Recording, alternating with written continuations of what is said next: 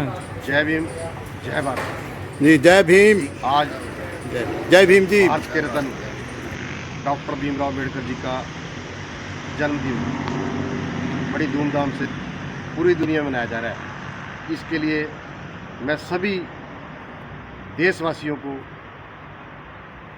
जन्मदिन की मुबारकबाद देता हूँ। आज ऐसे महापुरुष जिन्होंने पूरी ज़िंदगी तपस्या की और देश के लिए एक बहुत सुंदर बढ़िया संविधान का निर्माण किया, जो लगभग 2 साल 11 महीने और 18 दिन में बनके तैयार हुआ।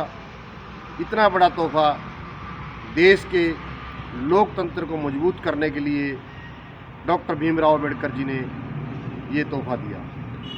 डॉक्टर भीमराव अम्बेडकर जी एक बहुत ही विद्वान, पढ़े लिखे, पीएचडी हो ऐसी अनेकों डिग्रियां की हुई थी, जो उन्होंने समाज को ऊपर उठाने के लिए एक संदेश दिया। शिक्षित बढ़ो, संगठित रहो और संघर्ष करो। ये नारा एक बहुत बड़ा नारा है, सोचने समझने की ज़रूरत है। आज की सरकारें अगर हमें कोई छोटी मोटी सुविधाएं दे रही हैं, चाहे वो अनाज देने की बात हो, चाहे कोई और सुविधा हो, वो हमारा साधन नहीं हो सही। हमने अगर आगे बढ़ना है, तरक्की करनी है, तो डॉक्टर भीमराव अम्बेडकर जी के बताए हुए रास्ते पे चलना है। क्योंकि शिक्षा एक इतना बड़ा हथियार है जो तलवार की जरूरत नहीं पड़ती, किसी तोप की जरूरत नहीं पड़ती। शिक्षा एक ऐसा हथियार है, समाज में दबे कुचले लोग जो निचले स्तर पे थे, उनको ऊपर उठाने के लिए भीमराव अम्बेडकर जी ने एक बहुत बड़ा संदेश दिया। और मैं आपको बताना चाहता हूँ, जहाँ भीमराव अम्बेडकर जी ने इतने कमज़ोर समय में, इतने हालात जहाँ कमज़ोर थे, उस समय में उन्होंने शिक्षा ग्रहण की और उस शिक्षा से लोगों को बताया कि कर्म करने से अपनी पहचान बनाई जाती है। जो शिक्षा के द्वारा उन्होंने अपनी पहचान बनाई थी, वो उन्होंने देश को समर्पित की और सभी वर्गों को ऊपर उठाने के लिए, विशेष तौर पर जो गरीब तबका है, जिनको हम एससी समाज बोलते हैं, उन लोगों को ऊपर उठाने के लिए, समान दर्जा देने के लिए उन्होंने देश में संविधान में ऐसी जगह रखी ताकि लोग ऊपर उठ सकें।